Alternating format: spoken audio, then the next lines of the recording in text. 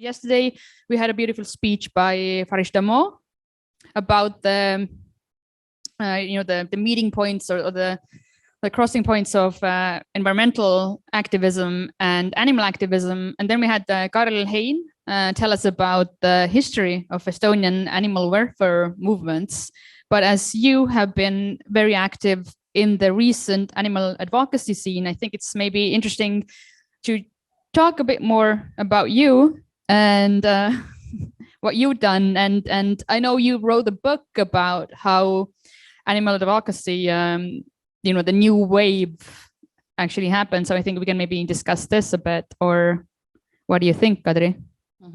I can read my blog and that's all, but of course I can talk more about the animal rights movement. It started in 2006 in the middle of Tallinn when 3 people accidentally met. One was a drunk punk and one was Mick and one was me.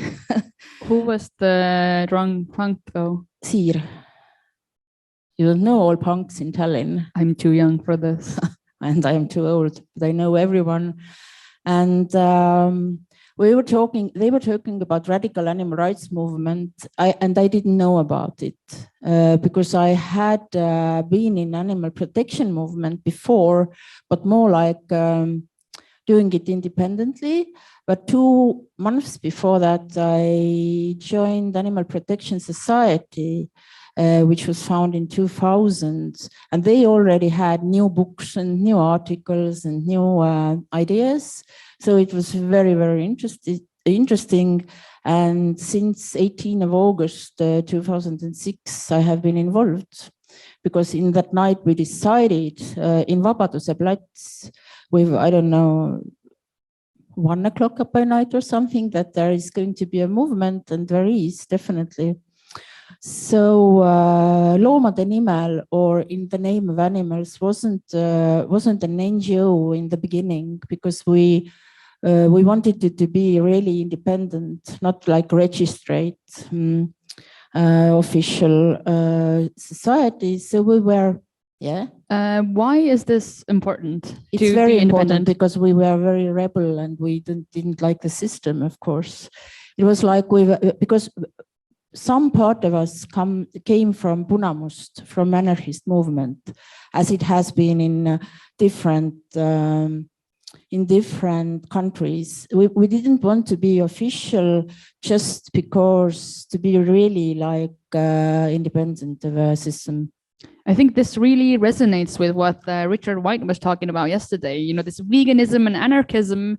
And White has also written about how it's not so obvious to be, vegan and anarchist. And also in Estonian context, it's not so obvious to be an environmental, activist and animal activist. So these different activisms, they kind of function differently, but they would all benefit from each other. But then again, it's not so easy to bring them together. But you managed that somehow. Because I was active, I had been active like 15 years in disability movement. As you know, this is the big part of the social justice movement now. But at that moment, I didn't even see the connection. But I definitely did know how the organizations work. And I did know, because of the disability movement, I knew about the people as such, So it was very natural for me. And I already had been like a rescuer. So it means that I also knew animals who lived in my place. So, yeah.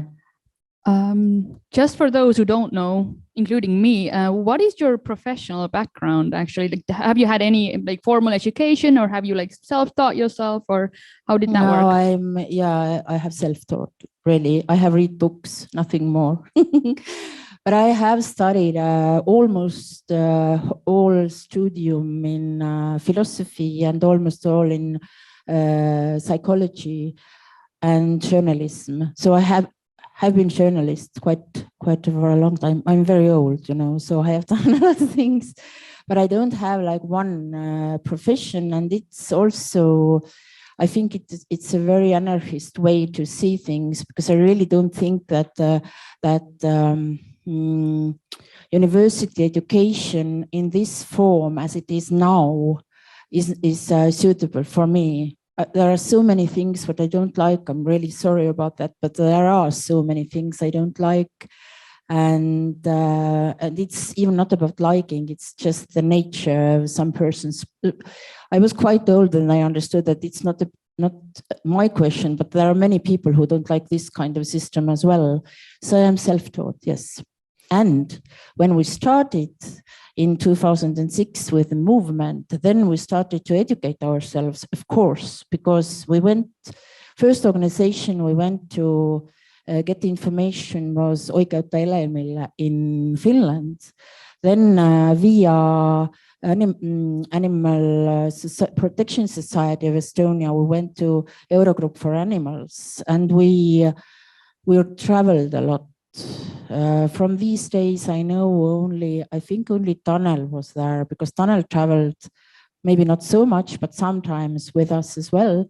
And we visited a very interesting camps in some anarchist places, actually, and anarchist communes rented us cheaply their surroundings to have trainings in all kinds of things, investigations, demos, campaigns, reading, writing, philosophy. So this is my university, you can say, because we really sat like hours, days, weeks, and it was a global movement gathering, not like this that only Estonian and Finns or Spanish, I'm sorry. But that's why we know the very many people globally, and we have contacts. So we really learned. We had secret lists, and we had, and of course we have had friends from. Now I remember how many people are listening me from defense police who thought that we are going to do something very dangerous, but we didn't. We just protected animals and tried to build the movement. And I think we have a very good movement at the moment in Estonia, because we have animal protectors and we have animal rights activists, and we also have a lobbying organization, because 2014 we understood that we can't do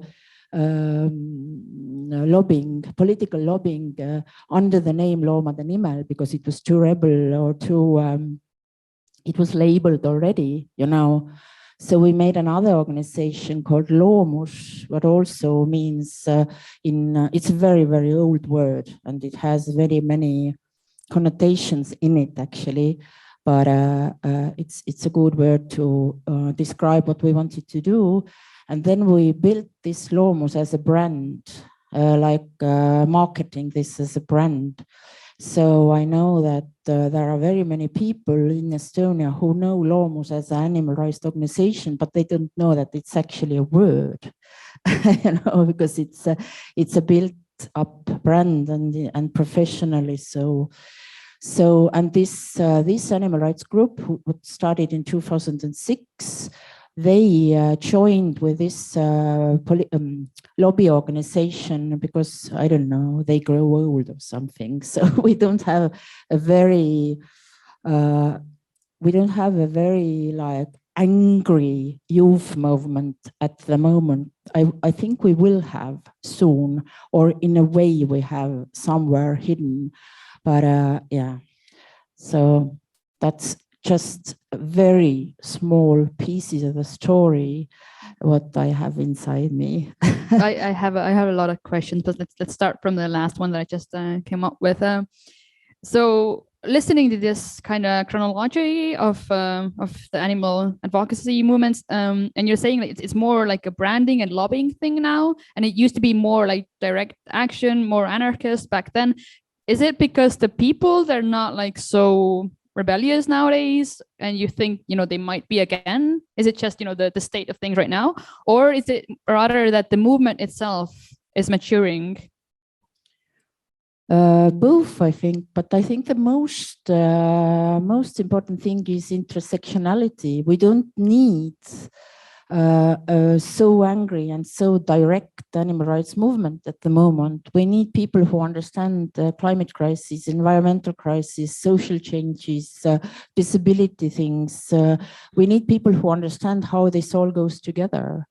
That's the most important thing. I know that you understand it, but that's the thing that I'm really trying to stress in all my writings and all my baby English talks, you know. So of course, there are moments when I think that we have to be more in streets. Really, we should be disturbing people who are hunting without any heart inside themselves, or we really have to do like more actions, or we really have to be more not so careful, not thinking that we are not working on Saturdays or something like that. We really should be activists again, and it's not me. It's there are so many people in animal rights movement who think the same. Why we are not on the streets? And if we're talking about the climate crisis and environmental movement, which goes really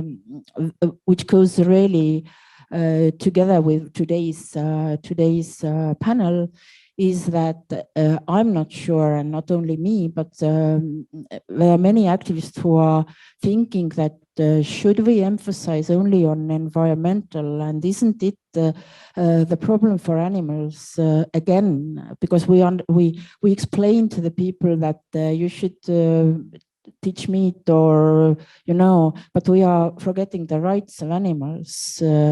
If you understand what I mean, that it's not about us. It's not about us surviving. It's also about other species who are really, really suffering.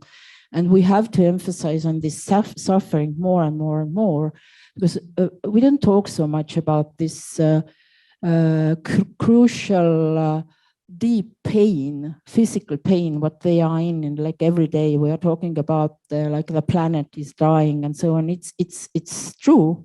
It is dying. We are dying. It's a climate crisis, but we can't forget in this quite abstract talk these animals who are really unhappy, suffering, and in pain. So that's one of the things what I'm thinking about more than going to streets. That I'm thinking about how should we give this information more visible to the people and so on. Yeah. Just for those who are like tuning in now, we had to unfortunately cancel Susanna's presentation. She's not present. She might be in the afternoon, so we might be able to catch up. But meanwhile, I'm Saara. I am the manager of this year's conference, and this is Kadri Taperson, last year's and the previous year's manager. And I'm just interviewing her now on the spot, just to kind of fill the time. But nevertheless, it's super interesting what you're telling me and us, because I think also you, as you've been active for so long, and we have a lot of people here also who are listening who have been very active, and you know, you kind of might get carried away by what you do, and you kind of forget about how special it is. So it's super interesting for me to listen.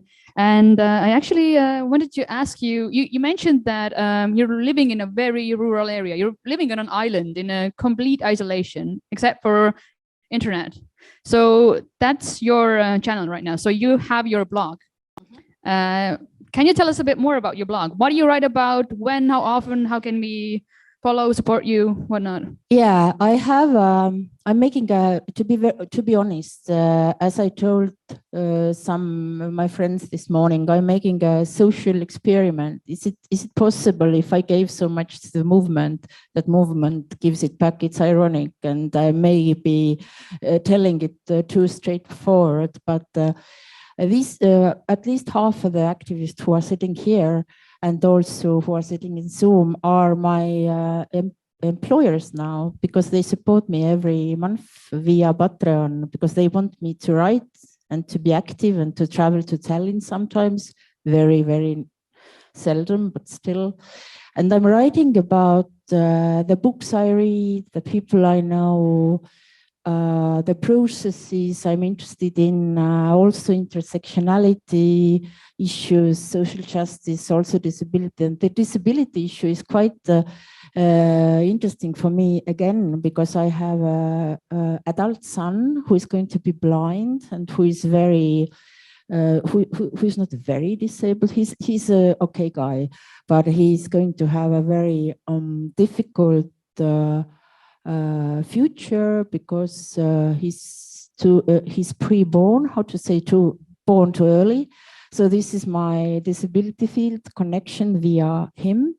And I'm chronically ill. It means that the biggest thing I can do these days is to sit in the forest and write. So that's the answer why I'm doing that, why I'm not in the streets. But I just stress that activists should do demos and direct action, not sit in the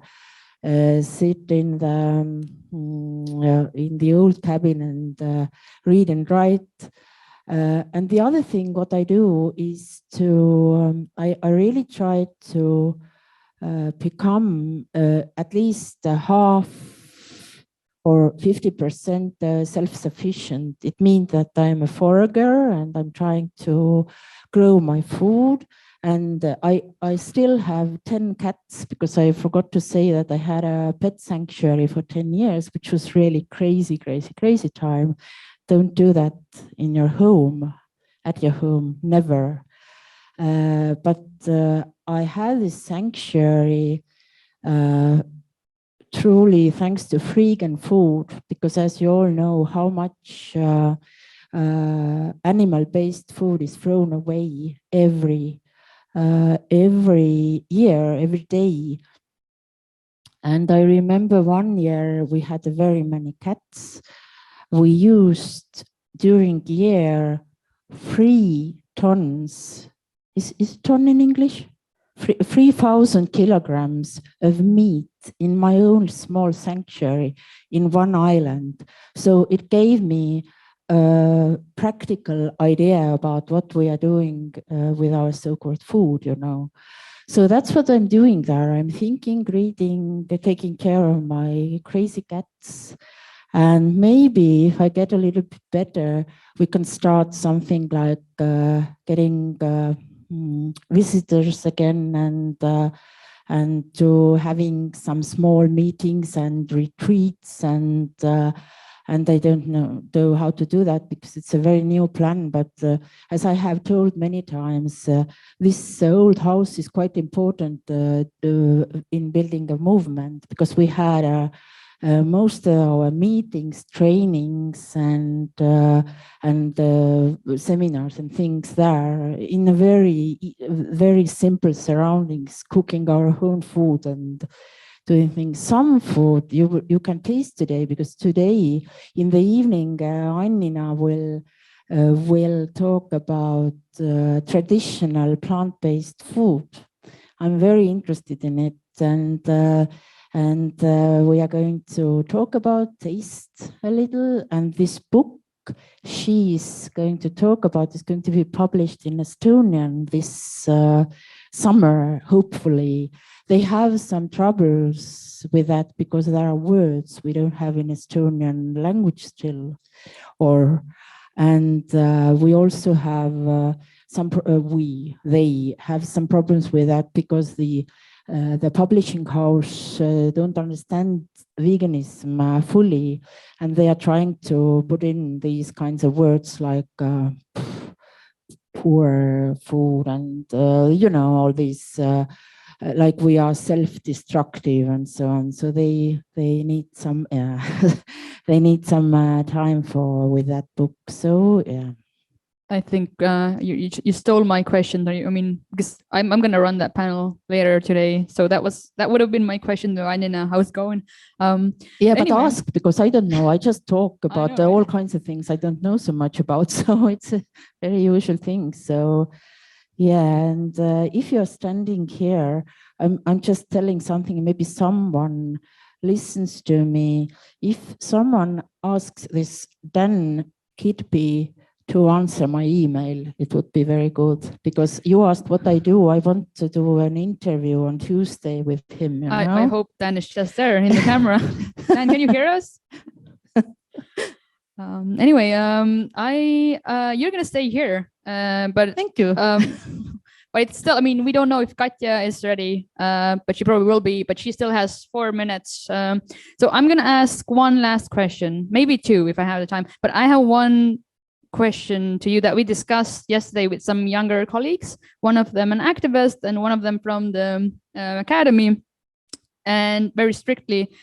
And we were discussing the difference in meaning of words, but also in different languages. So we were discussing the difference between loomakaitse, loomaõiguslus, but also animal protection, nature protection, animal rights, animal advocacy, all these things. And, you know, our conference is also called loomaõiguste konverents, which in English would be Animal Rights Conference, but we don't like the connotation that it has in English, so we changed it into Animal Futures, as I understand.